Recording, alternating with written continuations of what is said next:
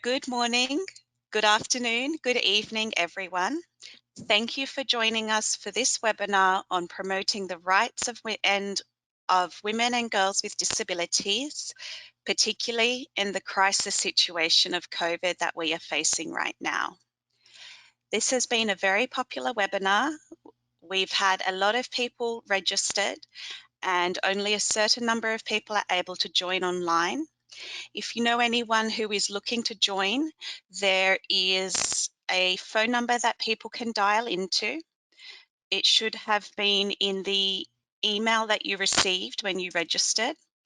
I am also going to paste it into the chat box here. You will also notice that we have posted a link for cart captioning, and we have international sign that will appear, international sign language interpreters that will appear in the video on your screen. So we have a number of panelists today, and the panelists were women with disabilities from around the world who had been selected to participate in the Commission on the Status of Women this year. As we know, the CSW was cancelled due to the COVID crisis. However, we are able to get most of our delegates to join us for the webinar today to speak about promoting the rights of women and girls with disabilities, not just in the gender equality space, but also in the situation of the COVID crisis that we are facing today.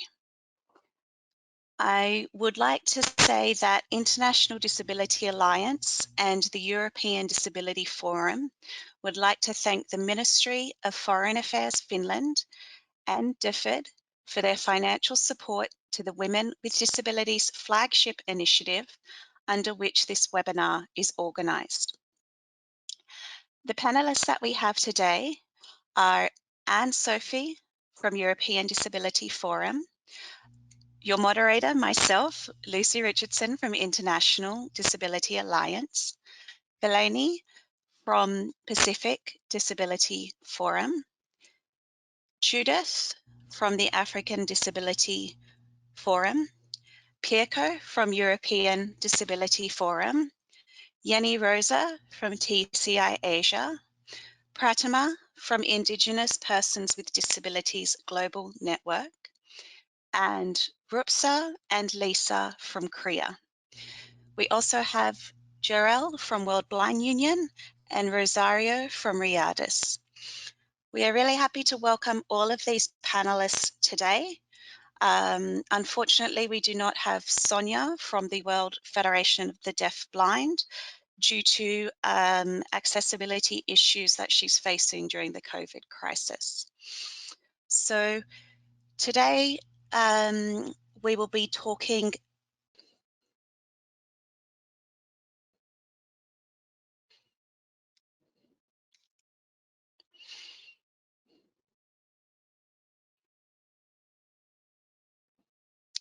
Thank you. Now, I'm going to pass over to Anne-Sophie to speak about the Beijing Plus 25 paper. We have been having some technical difficulties, so I hope that we can reach her. Anne-Sophie, over to you. Thank you.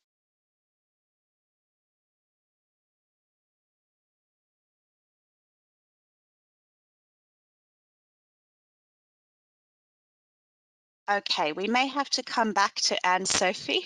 Sorry to promise you that and then not deliver immediately. So we will come back to that. But now we will go to Delaney from Pacific Disability Forum, who will speak on barriers, giving a regional perspective from the Pacific. Over to you, Delaney. Please unmute.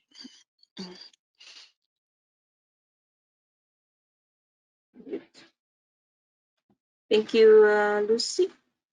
Can you all hear me? Yes, we can. Yeah.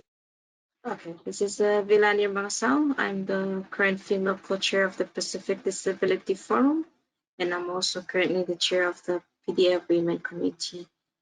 The barriers that we face, women and girls with disabilities in the Pacific, are the following. Persons with disabilities and their families will be exposed to the COVID-19 outbreak. In the likely event of this, women and girls with disabilities face barriers in accessing information due to the lack of availability and accessibility of critical information to guide them in taking necessary precautions, identify where to go to seek help, and who to contact in cases of emergencies. Lack of access to education for most women and girls with disabilities further contributes to their vulnerability to the outbreak, as they would lack the understanding of technical medical terms used in public advisories, further contributing to their inability to respond to the outbreak and take necessary actions. Most women and girls with disabilities are unemployed, poor, and live in overpopulated areas with poor living conditions. This exacerbates their exposure to the outbreak and limits their ability to put in place measures to respond to the outbreak, hence raises the risk of their vulnerability. Despite ratification of the UNCRPD in the Pacific region, stigma and attitude are the biggest barriers for women and girls with disabilities getting their rights recognized and realized. Women and girls with disabilities face systemic barriers to participation, inclusion, and representation in the Pacific region as a consequence of discrimination. This is especially true for women and girls with disabilities who face multiple and intersectional discrimination. Limited available evidence points to significantly greater inequalities experienced by women and girls with disabilities compared to men and boys with disabilities. Cultural and traditional beliefs of the Pacific societies and communities are barriers for women and girls with disabilities getting their rights recognized and realized. Ladies and gentlemen, this is the barriers that we face as women and girls with disabilities in the Pacific. I thank you. Thank you, Valeni, for giving us that very valuable perspective on the barriers that women with disabilities are facing in the Pacific. We're going to move now to Judith, who will speak on a regional perspective from Africa. Over to you, Judith. All right, thank you so much, Lucy, and good day to everyone. I'm happy to be here and for these opportunities for us to get together and to discuss this very important issue. I'm just going to follow up with what my sister has just said, Banali, about the barriers. I don't think it's so much of difference if we want to look at the barriers that we face from different regions. But I want to say that the barrier itself is very complex and in assessing our rights, and these barriers that we face actually will limit the opportunities for participation. And for women with disabilities, it's coming in twofold. First, because of our gender, and again, disabilities and other intersectionality issues as it may be. Generally, women with disability basically will face, like she's already said as well, systemic and structural barriers. So for the structural barriers, it could be as a result of negative social-cultural needs, which we face, and this will result to negative treatment of women and girls with disabilities. And this again will lead to denying us access to services and products. In most African society, obviously, women with disabilities have to deal with the issues of patriarchy. So you'll be dealing with the issues of patriarchy as well as disabilities. The combination of these two very negative factors is going to lead to restriction, participation restriction at its way. So patriarchy is one of the major barriers that will limit opportunities for the female gender generally, but it will strongly reinforces discrimination against women and girls with disabilities. So if we go down to the systemic barriers, this has to do with how the formal sector, institutions, governments respond to issues of women and girls with disabilities. And the gaps could be seen in the design and implementation of gender-sensitive intervention and how the issues of women with disabilities could be left out in such holistic interventions.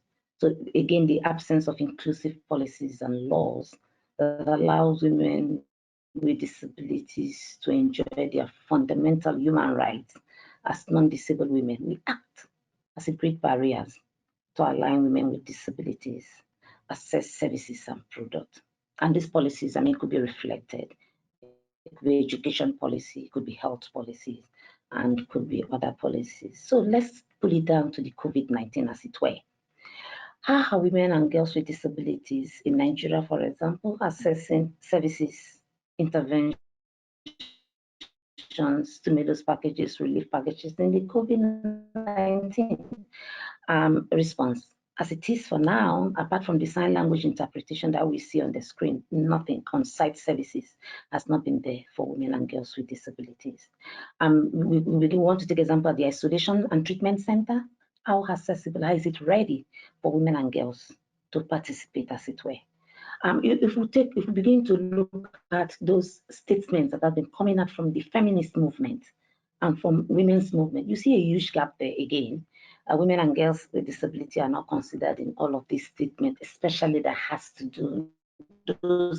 to do with gender-based violence during this lockdown period. There's a huge gap there. So I want to take it down again to the feminist movement. I think there's a lack of safe space within the larger women's movement that's not allowing women with disability to access their rights and that participate equally, as it were. So now in the COVID, again, let's go back to stimulus distribution and packages as that is happening around now. You expected to queue come, and imagine a woman with a single mother with a disability who could barely be able to leave the house during this lockdown. How would she be able to queue or access these stimulus packages or relief packages that have been set aside for women and girls with disabilities? So generally, if I want to wrap it up here, I would say those systemic barriers and those structural barriers and even the chaotic space within the women's movement stand as a great barrier to us. And so those existing barriers, they are reinforcing themselves in responses, as it were, in responding to this COVID as 19 as it were. There are many policies that are being rolled out now with huge disability gap, especially when it has to do with women and girls with disabilities. And I'd like to rest my case here and allow another colleague to speak as well. Thank you so much, Judith. I'll just give a minute for the captioners and sign language interpreters to catch up.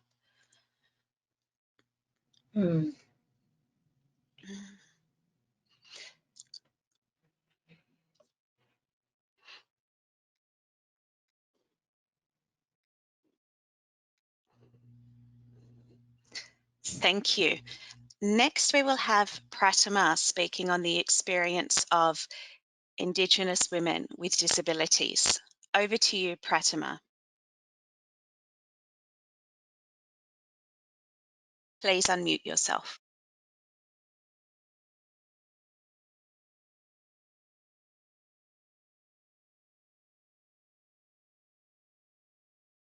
Hello.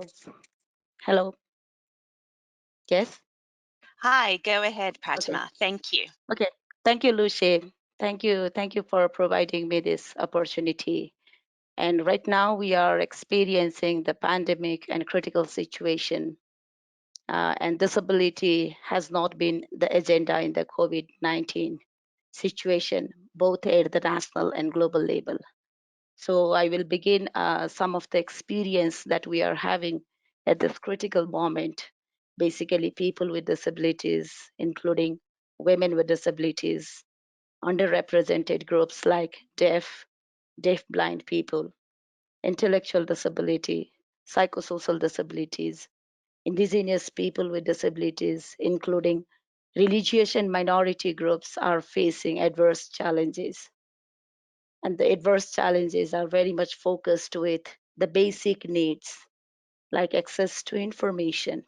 And when we say access to information, sign language as well as mother tongue language and local language for indigenous people with disabilities is a human right, but that had not been acknowledged. Food, clean water, medicine shortages are existing. What services, basically for indigenous and minority groups, have not reached at the community level. So there is lack of adequate information, awareness on COVID-19 situation. There is lack of disability, gender, and cultural sensitive approach. And in this context, today we are discussing about the barriers faced by women with disabilities. So for me, I will be framing my conversation in 5 major points. Age a barrier, representing myself as an indigenous woman with disabilities. The first barrier I feel that we women and women with disabilities, we are heterogeneous group.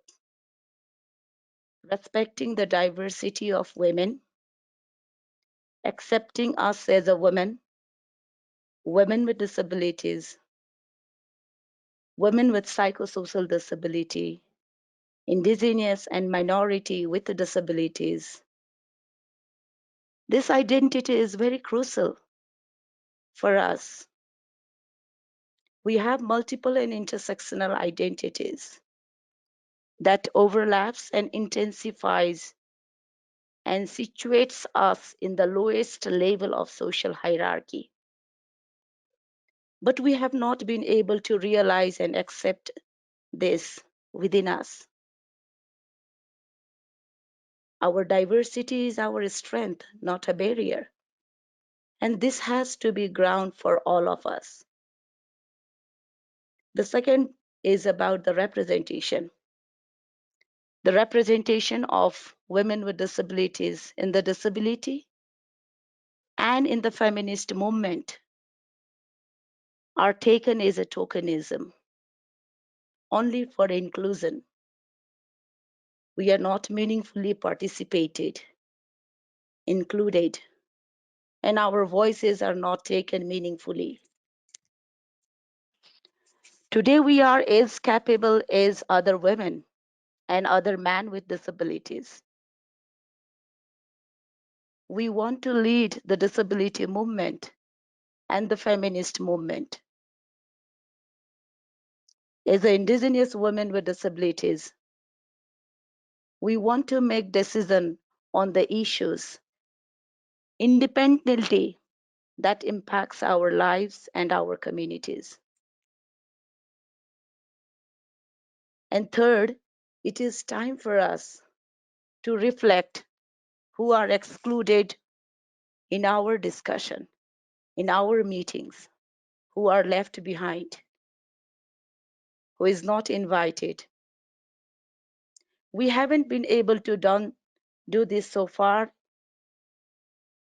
And when we relate this agenda to the 2030 agenda, reaching the farthest behind, we're looking for a comprehensive strategy that includes impairment and also other marginalized identities.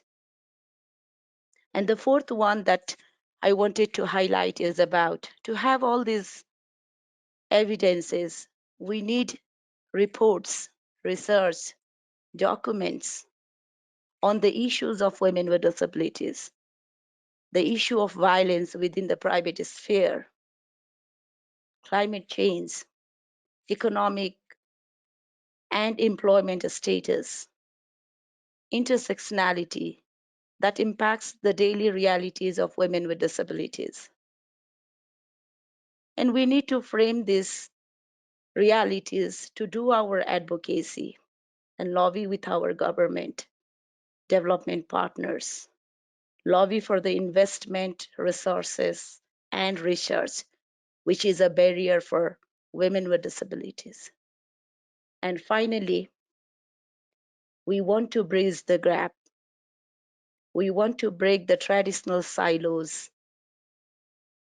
We want to dismantle the single linear approach that women with disabilities are facing a major barrier. The historical and structural barrier has not been a part of discussion. We have concluding observation and the implementation of the CRPD on the ground at the national level. So we have to frame within the disability and the gender movement. So we want to have the policies that addresses multiple and intersectional discriminations collectively, coming together from the global that links at the local level.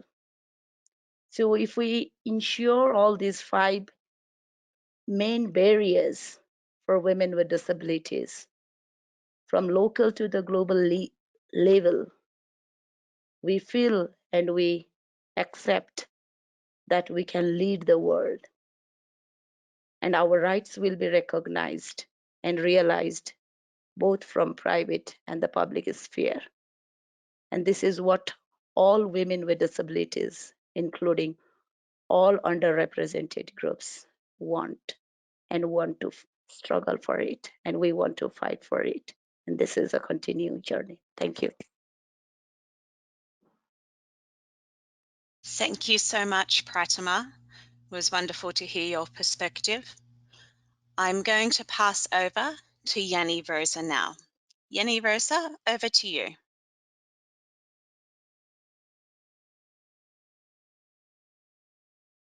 Hello. Hello, Lucy. Can you hear me? Yes, we can hear you. Go ahead. Thank you. Okay. Yeah, good evening. This is evening here in Malaysia at 8 p.m. I'm glad that you give me opportunities to participate in this discussion. I'm Yeni Rosa from TCI Asia Pacific. TCI Asia is a regional organization for persons with psychosocial disability in Asia. When we talk about the barrier faced by women with psychosocial disabilities, there are 2 things that come to mind because this is the 2 biggest problems that we face. First is the lack of legal capacity, and second is institutionalization in the mental institution. This is quite of a specific issues that face particularly for women with psychosocial disabilities. And not many other disabilities face this particular problem.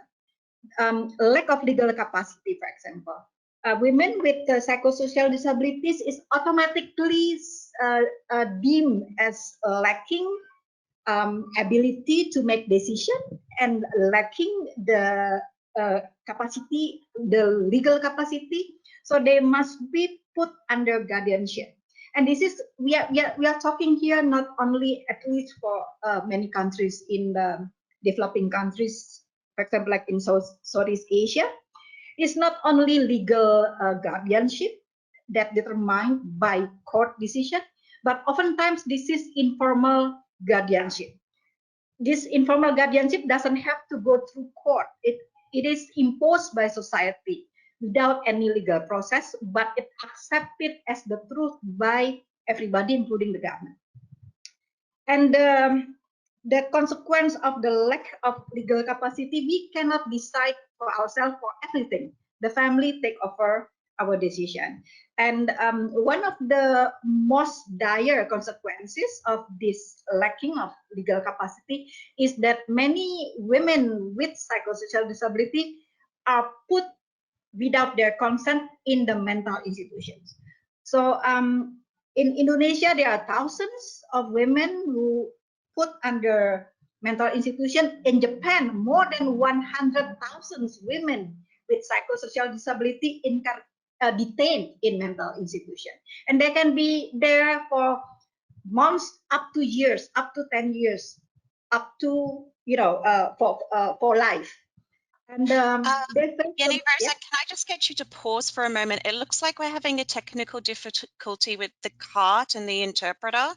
Okay. Just sorry to interrupt you. Just one moment. No problem.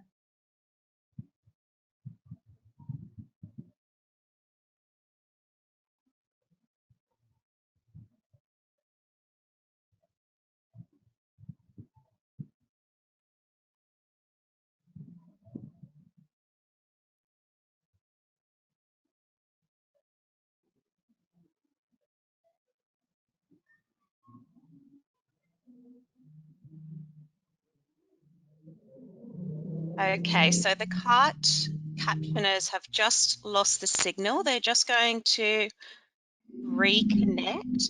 Thank you everyone for your patience. This is definitely one of the hazards of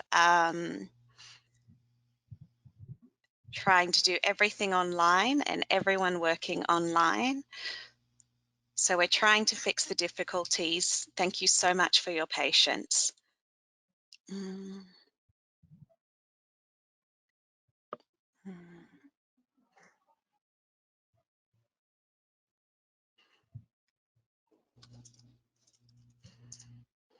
Mm. I'd like to take this opportunity as well to say that if you haven't seen it yet, the International Disability Alliance website has a dedicated page on the COVID response where we have collected the resources and materials relating to persons with disabilities and the crisis. It looks like CART is back. Fantastic. Thank you for your patience. Thank you, Yanni Rosa, and we will put you back on. Thank you.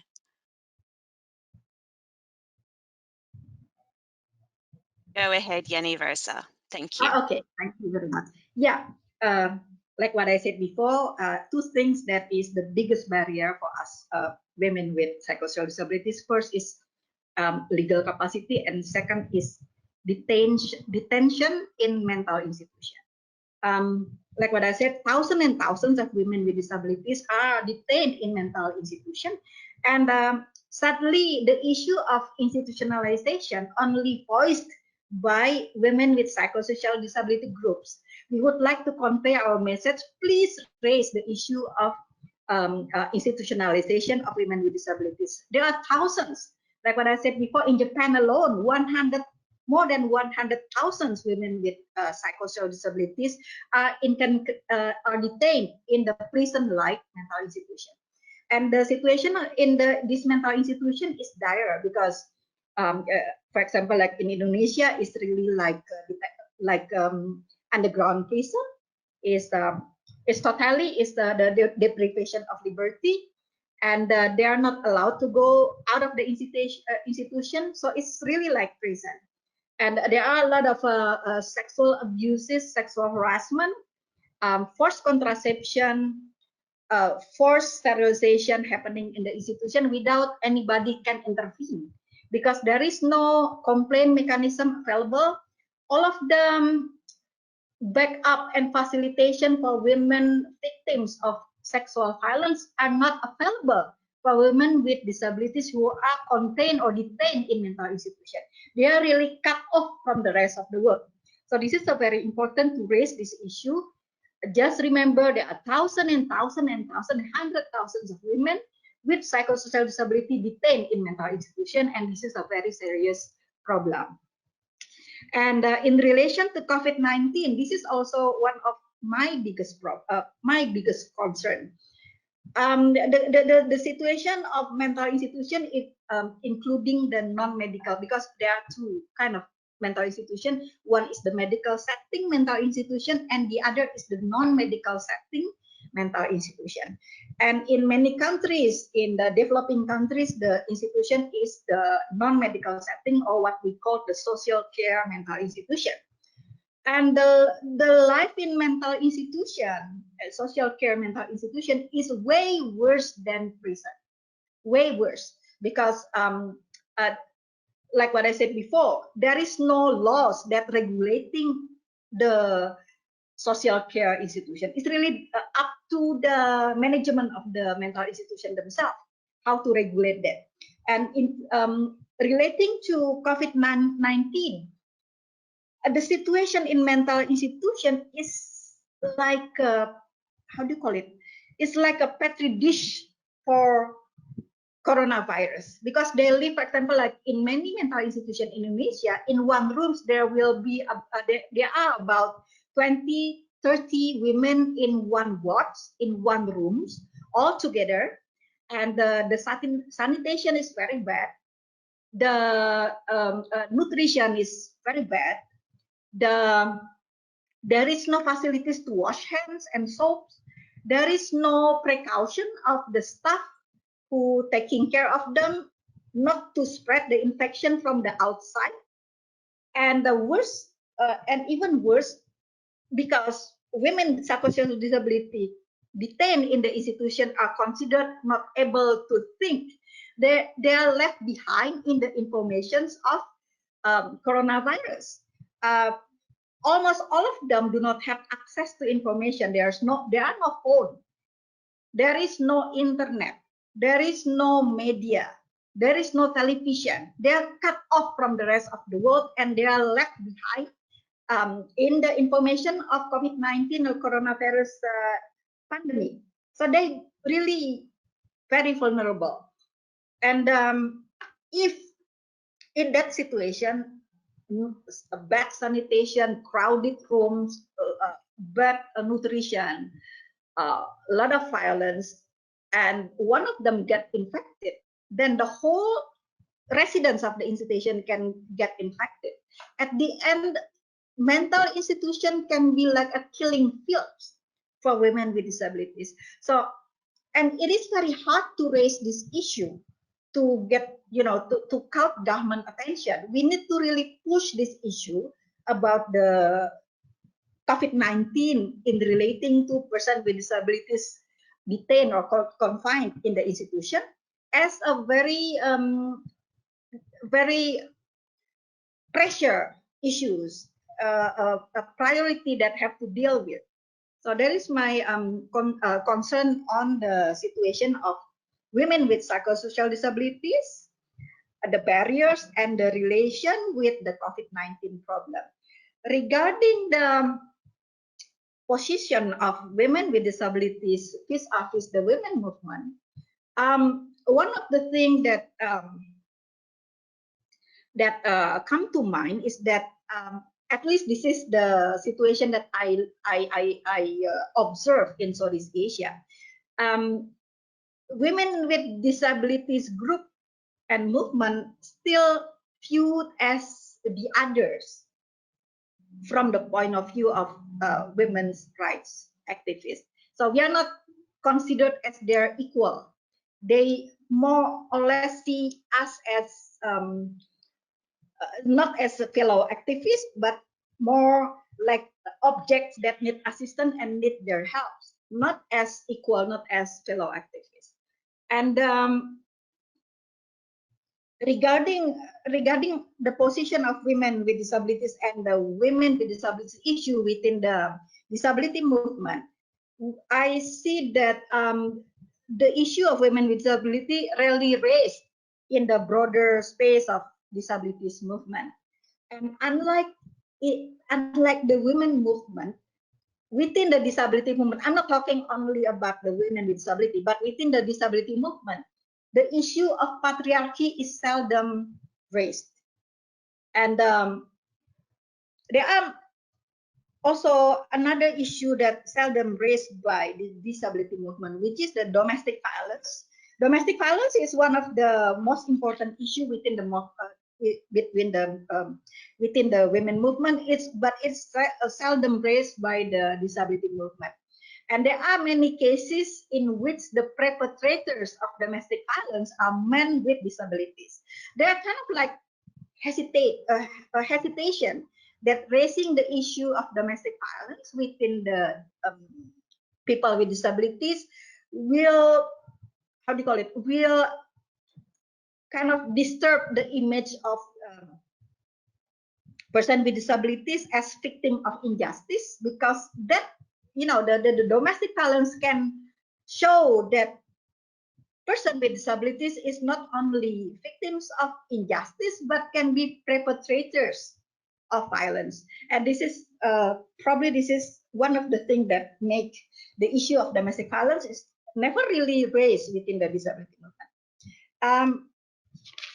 Another one that I observe is that the consciousness as a woman with the rights that that ingrained within us is not that develop within women with disabilities. I remember a long time ago, like 20 years ago, 15 years ago, when women movement conducted gender trainings all over the world, like in a mega scales. Women with disabilities were left behind. They never invited women with disabilities to join those gender trainings. And those gender training is their basic or their fundament to raise women issues and becoming like a, like a foundation for women groups to really strengthening the women movement. But many women with disabilities never participate in any gender training. So there's a lack of understanding about gender issues, lack of consciousness as women and the rights contained within us. That makes women, the women rights issue is not that strong within women with disabilities. So what to do? I think it is very important for us to really start over the gender trainings for all women with disabilities. In Indonesia, for example, maybe only 2 or 3 gender trainings that ever conducted for women with disabilities.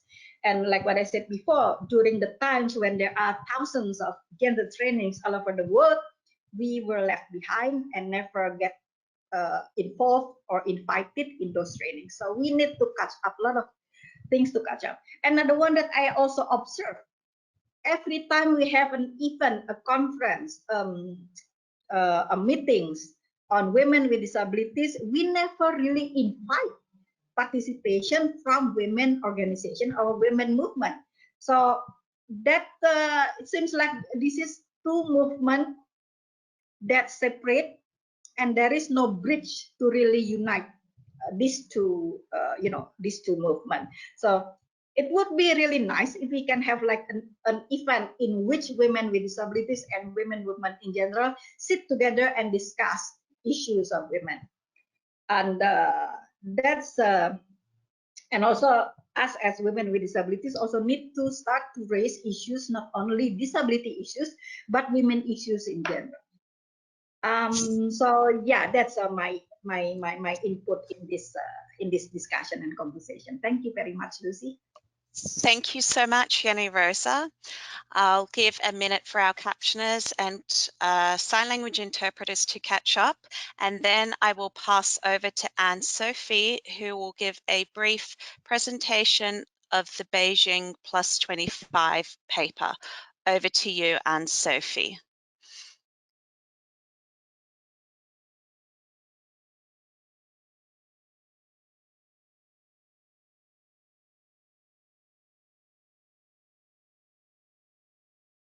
Anne-Sophie, if you are online.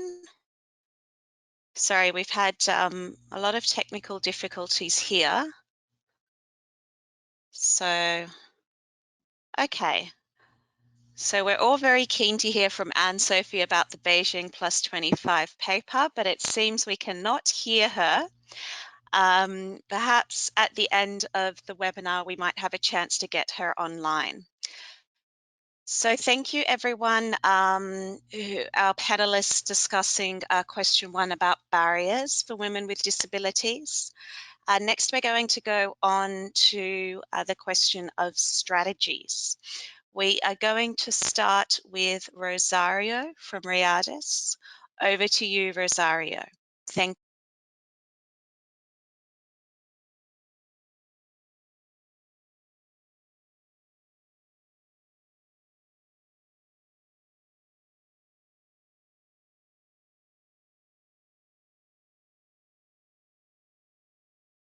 Thank you. Could you hear me, please? Could you hear me? Yes, we can Yes, hear we you. hear you. Okay, Go ahead. Okay. Thank you so much, Lucy. I am having some problems also to go to webinar, but finally I could succeed. I'm going to talk about women and girls with disabilities in situations of risk, humanitarian emergencies. Women and girls with disabilities estimate 50% of the population, face multiple forms of discrimination, adding to the risk of suffering violence, abuse, and exploitation. Most of the voices of women with disabilities in affected population countries are not heard. Also, their capacities are not recognized, and they have little opportunity to participate in decision-making processes. There are, however, some strategies that we need to use in order to promote the inclusion of women and girls with disabilities in humanitarian action. And these strategies that can be used by humanitarian actors and other stakeholders include, but are not limited to, advocacy and technical support to organizations of women with disabilities, positioning of women with disabilities in leadership roles in humanitarian organizations, in programs and activities. And also these strategies have a wide-ranging impact on the inclusion across humanitarian response by bringing appropriate expertise, demonstrating skills and capacities, raising awareness among humanitarian actors and affected populations. We need to value the expertise of organizations of women with disabilities and try to involve them in humanitarian actions, especially in countries that are affected by humanitarian crises, from the onset of an emergency through to the recovery and development, because they face different barriers and lack of funding and less organizational capacity. Especially women and girls with disabilities are excluded from disability and from the women's rights movement. And this exclusion further hinders their capacity development and leadership opportunities in the humanitarian sectors. One strategy could be to promote effective inclusion of women and girls with disabilities in humanitarian action through doing collective actions by states, UN agencies, and humanitarian development and disability actors. Also, we need to increase the support to organizations of women with disabilities, to providing capacity building, to use their expertise in humanitarian issues. Also, we need to advance gender equality in humanitarian and development organizations, but setting targets and monitoring the number of women and girls with disabilities, participating in formal and non-formal education, and strengthening capacity building. We need also to commit them to monitor the progress of gender equality, and also to support the implementation of the Sustainable Development Goals and the core commitments from the World Humanitarian Summit. It's also important to promote the leadership of women and girls with disability in humanitarian action, doing partners with organizations of women with disabilities to provide capacity building and mentoring on the humanitarian system, and also recruiting women with disabilities as community volunteers and staff to ensure representative women in the field. I think also in this situation of COVID-19, it is really important to reflect about these strategies, because now women with disabilities are being affected by different issues of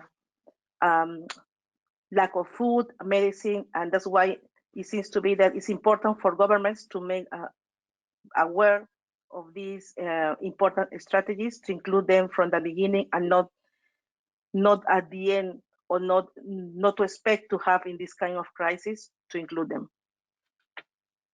Thank you so much. Thank you, Rosario. I'm going to pass over to Pirko now. Pirko, over to you. Thank you. I'm showing the webcam for a moment, so you see all the wonderful makeup I put on for your benefit. But seriously, in these times, I was asked to discuss about the EDF engagement on CEDAW, and particularly my experiences in one of the earlier panelists said about bridging the women movement and the disability movement, and that is exactly what EDF has been trying to do together with European Women Lobby. And it's even with my colleagues Anna and other colleagues, and it's now my honor to be representing disabled women within the European Women Lobby. So we are very, very sort of physically involved, and also bringing the disability perspective into the feminist discussions, and trying to also enhance further and more effective inclusion of minority women in the work of the mainstream women movement. But in terms of the CEDAW, I can say that we are very proud to have visible participation within the committee. We have, after a very successful campaign, we have my colleague Ana Palez Narvez, who is now the first woman with disabilities as a member of the CEDAW committee. So we are in the room when the CEDAW committee reflects on the issues that affect all women and also women with disabilities. Also, we are participating in treaty monitoring, in that EDF supports our member organizations to send alternative reports and submissions to the CEDAW committee to ensure that the voices of women and girls with disabilities are fully included in the concluding observations given to states. Okay, I seem to have lost the picture of the interpreter. Am I talking too fast? Okay, good. I'll continue. So the uh, so we are working in this in close cooperation with International Disability Alliance. And as an example, I would note that we have sent a submission on the CEDAW general recommendation on trafficking in the context of global migration, where women and girls with disabilities are particularly vulnerable to the risks that their situation entails. And also, as all things global are also local and national, we are participating in the implementation at national level, supporting our members in their advocacy. And in that, I would like to give a Finnish example. I'm from Finland myself, and we have been for a long time alerting the CEDAW committee and other treaty bodies to the situation of lack of shelter places and accessible shelter places. And we have been involved in a long-term campaign to have the accessibility of shelters audited properly. And sadly, it's a campaign that's still going on, but we will not give up easily. And it's important that the awareness is increasing that women with disabilities are a significant minority, and our needs need to be adequately considered and addressed in cooperation with them. And if you allow me just a short reminder of the COVID situation we are all living under. In my country, we have had a very good cooperation with the national ministries, highlighting, for example, the fact that personal assistants and other care workers, support workers for people with disabilities are what that they should be included in the list of critical professions that are allowed to continue to work under the lockdown conditions. And also we have been campaigning on the issue of PPEs, protective equipment for care workers and assistants. And we have also been very vocal in any discussions that relate to prioritizing and rationing of care and ventilators.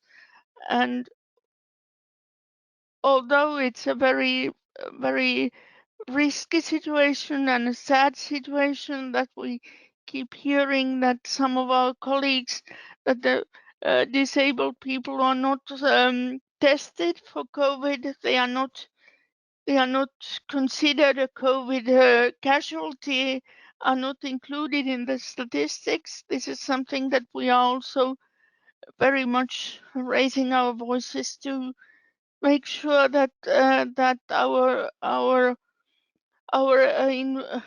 sad involvement in this catastrophe is also noted, in particular in terms of the access to care and effective and intensive care. So I'm just thanking everyone and Ida and EDF for their good work, and I hope we can continue that even in these exceptional circumstances. Thank you. Thank you so much, Pirkko. We're going to pass over to our colleagues at CREA, Rupsa and Lisa. I think we will have Rupsa speaking. Over to you. Thank you, Lucy, and good evening, good morning to all the panelists and colleagues that are attending this webinar. First of all, a big thank you for inviting CREA as a women's rights feminist organization to be part of this amazing conversation.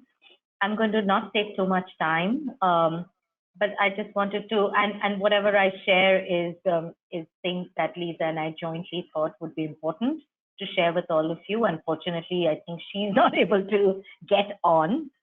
She's able to hear but not speak. I think first and foremost, just listening to all the panelists, one thing that struck me, and I think even what is so stark today in the COVID-19 response, is sort of the frameworks or the normative frameworks that really in so many ways guides whether it's the COVID-19 response or the lack of inclusion of women with disabilities historically, or the kinds of eugenic policies that continue to be practiced in many countries in the way sexual and reproductive health and rights is thought about.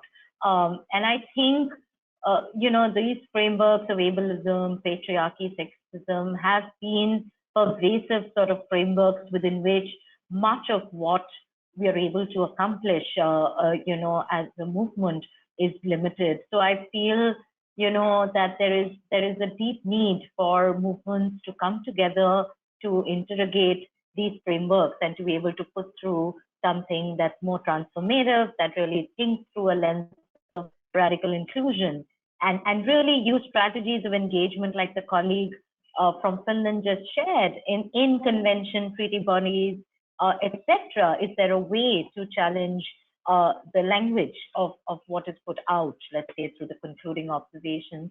The other big piece that stood out for me, and I think that within the feminist and women's rights movement, we often talk about, is sort of multiple and intersecting forms of discrimination. I think even as we've done that, I think our biggest failure has been really not to extend an analysis to meaningfully include women and girls with disabilities in particular, because I feel also, within the whole larger community of persons with disabilities who are certainly not homogeneous, as Pratima rightly highlighted, I think there is a particular gendered experience of disability that women and girls experience. And that particular invisibilization, I think, has been both damaging, harmful, and has contributed to a range of rights violations and limited their access to justice.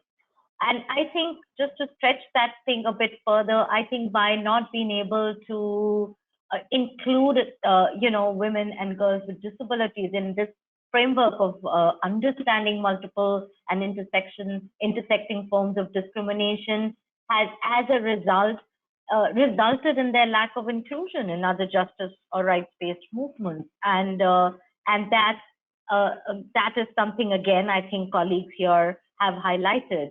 And I think which has in so many ways, I feel, has in fact limited the gains of these justice movements, because I think when there is real and meaningful inclusion, not just women and girls with disabilities gain, I think all women and girls will gain. So I think that's been the other sort of limitation, I would say failure, of what we as women's rights movements have been able to accomplish or take forward meaningfully. I think the whole body of work that's happened on, in the early days, violence against women, and subsequently gender-based violence, if you just think about the CEDAW, etc., again, we've been so limited in the way we've approached, remedies, to violence or access to justice questions, because we've just left out this large constituency in that thinking and in that approach. And I think more importantly, I think, the fact is that even today, even as we speak the language of inclusion, I think we've not just meaningfully invested in thinking through issues of accessibility and reasonable accommodation. And by that, I just don't mean physical accessibility or reasonable accommodation in a limited sense of assistance, but really a more expansive framework through which women and girls with disabilities can indeed, come into our spaces, come into our movement conversations, as an equal participant, and not just, as a tokenistic form of, being included. I think, just to quickly speak to a couple of strategies, and I want to flag it here. One is, I think we talk a lot about cross-movement alliance building, but I think, it's not enough to think about cross-movement alliance building without thinking through how does one engage meaningfully with questions of leadership, both across movements but within movements. And I think that's a vital question and a strategic question, I think, that we need to address to really ensure meaningful cross-movement alliance building that's on equal terms. Till now, I feel it's all the terms of engagement have often been set by the SRHR movement, by the resistance movement. When we've needed something, we've come to your movement. We've come because we needed your involvement. But I think the terms of engagement really need to change radically for it to be a meaningful cross-movement alliance building. And I think the other final point I want to make, and I think it's been starkly represented today in the COVID response, is really the deep fault lines that have existed between our movements on some of the critical issues. And I think particularly here, I'm thinking things like forced sterilization, I'm thinking the contentious issue of abortion and prenatal testing, and a number of other things, and the issue of legal capacity, and how as a women's movement, even as we've talked about autonomy, choice and consent, we've never seriously interrogated the whole problematic and deeply harmful issue of denial of legal capacity to women and girls with disabilities. So I think, till we confront these fault lines, till we create spaces, and perhaps spaces like this in this COVID lockdown world of webinars, where we can find safe spaces to really share some of these difficult issues and build those alliances through, I wouldn't say a consensus building, but to be able to feel that there is a space within which we are able to speak openly and really engage critically on some of these issues. I think those could be really important strategies moving forward to really forge the kind of cross-movement alliances that I heard a lot of panelists express the need for. Thank you very much, Lucy, and everyone else. Thank you so much, Rutsa. It's really great to have Kriya join us today for this webinar and give these very valuable perspectives. I'm going to hand over in a minute to Anne-Sophie from European Disability Forum to give an overview of the paper. Then we will hear from Amanda with Women Enabled International briefly on their initiative on the statement on rights at the intersection of gender and disability during COVID. And then we will have Pirko lead the answering of some of the questions that have come to us via email and via the question and chat box in the webinar. So over to you, Anne-Sophie, and we're just being conscious of time. We've got about 15 minutes left, so we'll try to keep to the time. Thanks, Anne-Sophie. Thank you so much, Lucy, and thank you everyone for your patience with the technicalities. So I'm very briefly going to go over some of the recommendations that we had prepared in this paper to influence, the global gender equality agenda, and more specifically the Beijing +25 review process. This paper was developed together with the Task Force on Women with Disabilities, so of whom many have spoken already this morning and this afternoon. We had identified 5 issues that also I've heard many of the panelists already talk about. So the first issue that we had identified that women and girls with disabilities face is this intersectional and multiple forms of discrimination. The fact that they're not only discriminated on the basis of their disability, but also their gender, race, sexual orientation, age, as many other grounds. The fact that many women with disabilities are also from excluded groups within society, such as we heard from the indigenous women, from women with psychosocial disabilities. So the recommendations we have made in this regard is that laws and policies should protect women and girls with disabilities from these forms of discrimination, and that their rights should be mainstreamed in gender policies, but that also specific positive action measures should be taken. So we should have this twin-track approach. Women and girls with disabilities and their organizations should be fully involved in all policies on gender equality and all other relevant matters.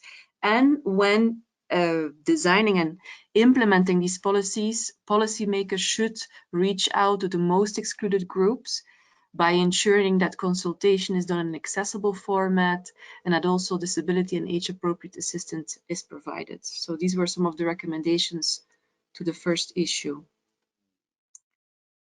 Then the second issue we had identified, the second barrier that we had identified is on the strict and repressive control of sexual and reproductive rights and health that still too many women with disabilities face, including forced sterilization and abortion. So here again, all laws that violate these rights should be eliminated, and information should be provided to all women and girls with disabilities, and professionals in this area should be trained. These were some of the recommendations that we had identified with regard to this issue. On the third matter, which we've heard already, unfortunately, many testimonies this morning, was on violence, the fact that 80% of women with disabilities are victims of violence. And in Europe, for example, they are 2 to 5 times more likely to be a victim of sexual violence. So here again, also the perspectives of women and girls with disabilities should be included in all policies preventing and combating violence, and all complaint and support services for victims of violence should be fully accessible, and access to justice should be guaranteed. On the fourth barrier that we had identified was the denial or the restriction of legal capacity. We've also already heard about it this morning. The fact that women with disabilities are deprived of their legal personhood, they cannot take any decisions anymore about their own lives without their consent. So of course, our recommendation was for systems of guardianship to be abolished and to be replaced by systems that provide support to women and girls with disabilities to make their own decisions upon their own request. And the last barrier that we had identified has already also been touched upon many times. The fact that women and girls with disabilities are still invisible in the political area. And here we recommended for policymakers to adopt laws and policies that support and build the capacity of women and girls with disabilities and their organizations so that they can be meaningfully represented, not only at the national, but also the international level in their political processes. And for example, during the Beijing +25 review processes and other important processes that the UN initiates. So these were some of the barriers that we had identified, the recommendations that we had made, and of course we hope that the Beijing +25 process and all related gender equality agendas at the international level will include the voice and perspective of women and girls with disabilities, and that IDA, through its members, also can be fully and meaningfully involved in these. So these were some of the recommendations that we have made in a really short snapshot. Lucy, I give it back to you. Thank you. Thank you so much, Anne-Sophie. It was great to have you mention that paper. We will also have this paper available online. I'm going to hand over quickly to Amanda, from Women Enabled, who will just introduce their initiative. Over to you, Amanda. Hi, everyone. This is Amanda McRae from Women Enabled International, and thank you so much for letting me briefly introduce the work we've been doing on this topic this morning. I wanted to alert you all that Women Enabled, in conjunction with a number of organizations around the world, including Disabled Women in Africa, Women with Disabilities, India Network, Red Meta Shimundis, Lisa Adams, among others, have developed a statement on the rights at the intersection of gender and disability during COVID-19. We have just sent that out this morning via the various listservs. I'm also putting it in the chat box where you can read that statement, and we hope many of you will endorse it and be able to use it in your advocacy work. Women Enabled has also sent out a survey asking several questions about how women with disabilities are being affected during this crisis, and how we can work to ensure rights at the intersection of gender and disability during this crisis. I will in a second also put that in the chat box, and it's available on our website, which is womenenabled.org. So thank you very much for the opportunity to speak, and it's been wonderful to hear about the work that everyone is doing around this topic around the world. Thank you so much, Amanda. It's really great to hear from Women Enabled during this event and to hear about these initiatives that are very important at this time. Now, we don't have long left, and we have many really good questions that we have received from participants throughout this event. I want to say that we will be having a dedicated webpage for this topic, women and girls with disabilities and the COVID crisis, and we will share that link in the chat box and also send it out to everyone who registered for this event. We are also looking at doing a Facebook Live in the future, and perhaps looking at some other ways to engage on this very important topic. Now, we will address a few questions now, and I will hand over to Pirkko, who will introduce some of these questions and have our panelists answer. Thank you, Pirkko. Thank you, Lucy. Um, um, the most important, I think, at the moment, questions are related to the COVID crisis. Particularly, questions have been made about the gender-specific measures adopted by the different governments for women with disabilities. If you have found any good examples of such specific. And also in terms of the data disaggregation based on disability, even with WHO.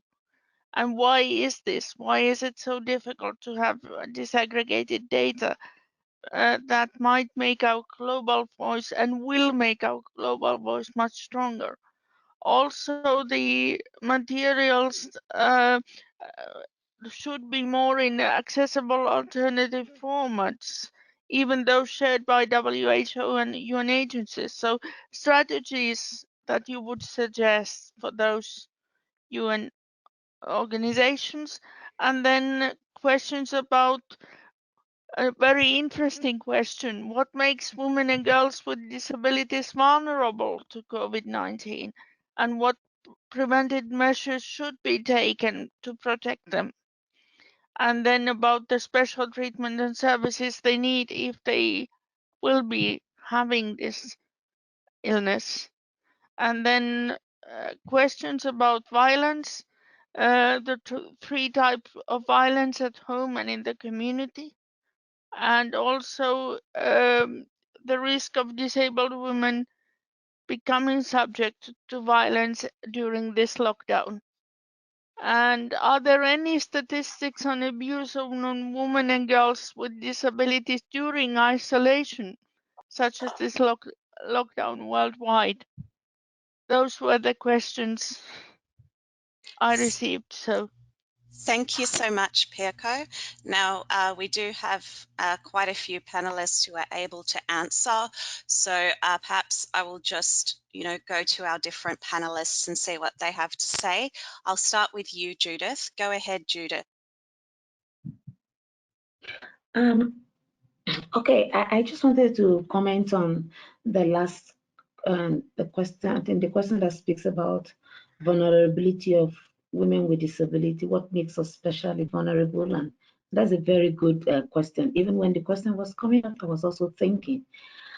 I think at this point in time, with all the don'ts and do's around COVID-19 and taking it to our personal hygiene, as it relates to our sexual and reproductive health issues, and how we will need, for instance, our assistant to change our sanitary towel, all those kind of specific personal hygiene that we need help for will make us very, very vulnerable. So at this point in time, we'll be concerning ourselves with not just ourselves, but our personal assistants. So it's not just that like taking precaution for ourselves, but for those who will be helping out. I think that is a very, very important aspect we should be looking at. So I am just going to be narrowing it down to that. And again, think about single mothers with a disability who ordinarily, without COVID, will not take too many precautions in doing so many things, but now has to be extra careful. Poverty is within us. I mean, we are the face of poverty. Women with disabilities are far poorer than men with disabilities. So imagine this lockdown that we are having now, no food, no nothing. You can imagine the impact that it will have on us. Those are just a few gender specific and disability specific I can narrow down. I hope my colleagues can also, add to it as it were. Thank you so much, Judith. I will hand over to Pratima to hear her thoughts on these questions. Pratima, go ahead. Thank you, Lucy. So I'll just answer to the question about what makes vulnerable. Are there any kind of strategies?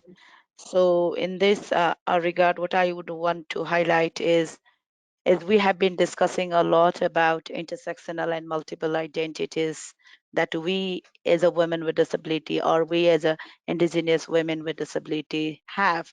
And due to this multiple identities, we have our different needs and our different support system.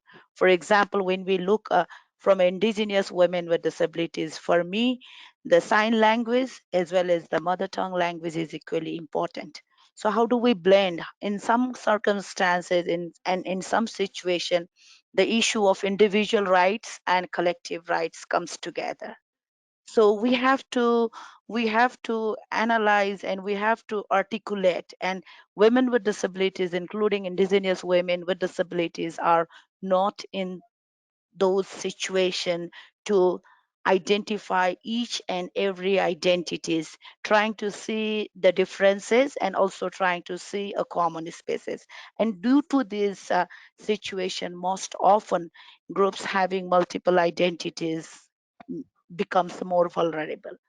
And the second answer that I wanted to focus is about when we see our traditional approach, the gender lens approach or the disability lens approach, as I've already discussed earlier, it's always a single linear model, and that has not addressed the issue of the groups that has multiple identities. And that is why we see that in our country context at the national level also, the government and the policies, even at the emergency situation, are the same policies which were existed before. So they're looking at a single linear model for looking at the gender lens. So when they look at the gender lens, women with disabilities are being left behind. So when they look at disability framework, again, other underrepresented groups like indigenous women with disabilities are left behind. And that is why we are not able to come collectively and bring our strategies so that we could enable them to show our best practices. But that doesn't mean that there is no any kind of example. Some examples at the community level have worked at the grassroots level, and this is why people with disabilities till now we haven't found any data that they are directly impacted by the COVID situation. So this is what I would just wanted to highlight. Thank you. Thank you so much, Pratima. Could we hear from Rosario now? We have you on the phone there, Rosario. Okay, Lucy. Well, I would like to take maybe the question about what the governments are doing now. I think at least in Latin America region, maybe most of the governments are more concerned about how to stop this situation, and they are not addressing especially needs of women and girls with disabilities. However, civil society organizations are doing a lot of efforts to draft not only statements but also to have online meetings with official representatives from the governments. And especially in Peru, for instance, we have like a movement of disability and rights comprised by NGOs and also organizations of persons with disabilities. And we are having some online meetings with some ministries and in order to make them aware of the need to include persons with disability, especially women and girls. And we are also conducting one survey about if women and girls with disabilities are suffering violence now that we are in a quarantine period.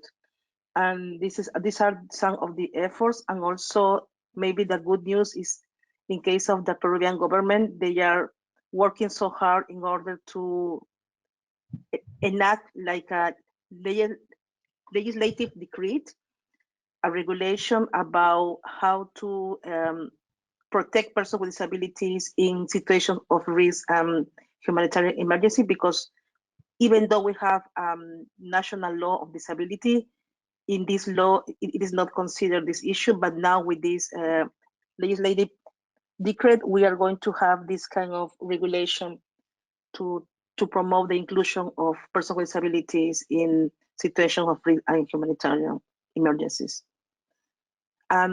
Thinking also about the other question about what makes vulnerable the population of persons with disability, especially women and girls.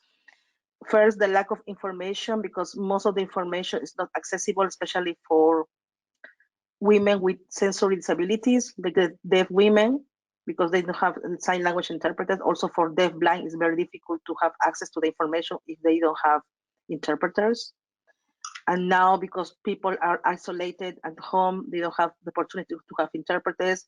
Also, they don't have the opportunity to have personal assistance services, to buy groceries, to buy medicines, to do daily activities. And that's why, I mean, this also is very important also to mention about the emotional support that now persons with disability need, because they are isolated at home. Sometimes they don't have internet connection. Sometimes they don't have communication with their families, and we need to provide this kind of emotional support. Thank you. Thank you so much. Now, I'm just very conscious of time here, and I just want to open the floor to our other panelists, Fellaini, Yanni, Rosa, and Pirko, if there's anything you want to quickly touch on regarding these questions before we close. Lucy, very quickly about the issue of increased domestic violence that obviously also touches persons and women with disabilities, and I think we need to be very strategic in looking forward how to engage with governments so that they support systems and strategies that are put in place to deal with the consequences and the problems that have raised during this crisis will also address the specific issues of women with disabilities. Hello, Lucy. I would like to add, just underline the importance to give attention to women with disabilities who are detained in the mental institutions. For prisoners, actually, there are already some policies to release them earlier, but for women with psychosocial disability who detained in institution, many of them do not have place to go. So the policy to release them from the institution is not that easy. So we really need to find a way or alternative how to protect them from this COVID-19 pandemic. Thank you. Thank you so much. So looks like we are running low on time here, and it is really great to see how interested people are and how people are recognizing the urgency of this situation and the need to act to ensure the rights of women with disabilities during this crisis time. Now, this is really just the beginning of this very important conversation, not only from our side, from IDA and from EDF and from our panelists, but from the gender equality and disability rights movements as a whole. We would really like to continue this conversation through virtual means, given the situation that we're in. And what we will be doing is sending out a follow-up email to everyone who registered for this event, giving links to some of the topics that we talked about today, a questionnaire if there's any questions that you wanted raised that we weren't able to address today, and very importantly, the link to the dedicated web page on this topic and this event. We would really like to have some more events in the future, such as Facebook Live and other social media events. We would encourage you to follow International Disability Alliance on social media and to check out our webpage with the dedicated resources on COVID. Finally, I would like to say thank you so much for your patience with our technical difficulties. It's quite difficult sometimes to be online and in touch with everyone when we're all trying, to use the internet from home and connect remotely. But I really thank everyone for their patience, and I really would like to thank the interpreters and our captioners for their excellent work over this extended time frame, especially as we're going past time. I would like to thank again the Ministry of Foreign Affairs Finland and DFID for their financial support to the Women with Disabilities flagship initiative under which this webinar is organised. Finally, thank you so much to all of our panelists and all of our attendees and all of our organisers, everyone who came together to make this virtual event a reality. And we will be sending the follow-ups so that we can keep the conversation going. Thank you, and good night, good afternoon, and have a good day. Goodbye. Thank you.